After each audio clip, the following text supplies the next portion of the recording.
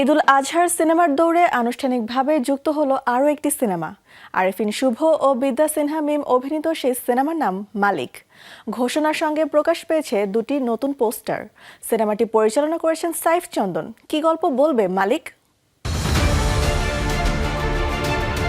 গত বছরের শেষ দিকে শুরু হয়েছিল মালিক সিনেমার শুটিং। শুরুতে গুঞ্জন ছিল রোজার ঈদেই মুক্তি পাবে সিনেমাটি, তবে শুটিং ও পোস্ট প্রোডাকশনের কাজ শেষ না হওয়ায় পিছিয়ে যায় মুক্তি।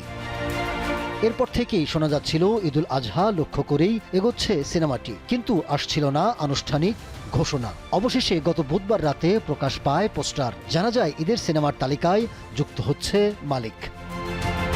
ঘোষণার পরদিন প্রকাশ করা হয় সিনেমার কেন্দ্রীয় চরিত্রে অভিনয় করা আরেফিন শুভর একক লুক পোস্টার। গভীর রুক্ষ আর রহস্যময় সেই লুকে ধরা দেন শুভ। পোস্টারটি নিজের ফেসবুক পেজে শেয়ার করে তিনি লেখেন, ঈদ মোবারক মালিক। এরপর থেকেই নতুন করে আলোচনা শুরু সামাজিক মাধ্যমে।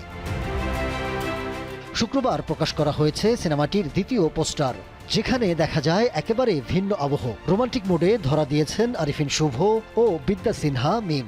পোস্টারটি নিজের ফেসবুকে শেয়ার করে লাভ ইমোজি জুড়ে দিয়ে সবাইকে ঈদের শুভেচ্ছা জানান মিম।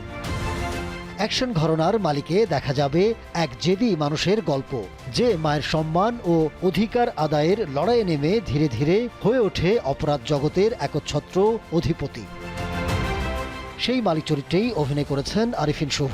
অন্যদিকে বিদ্যা সিনহা মিমকেও দেখা যাবে ভিন্নধর্মী অ্যাকশন অবতারে। চরিত্রটির জন্য তিনি নিয়েছেন মার্শাল আর্ট ও অ্যাকশন কোরিওগ্রাফির বিশেষ প্রশিক্ষণ। বর্তমানে কলকাতায় চলছে সিনেমাটির শেষ মুহূর্তের পোস্ট প্রোডাকশনের কাজ। এখন প্রকাশ পাবে একের পর এক প্রচারণার কন্টেন্ট।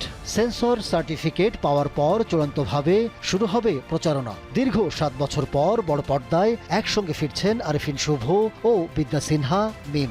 সবশেষ তারা জুটি বেঁধেছিলেন সাপলুডু সিনেমায়, যেটি মুক্তি পেয়েছিল 2019 সালে।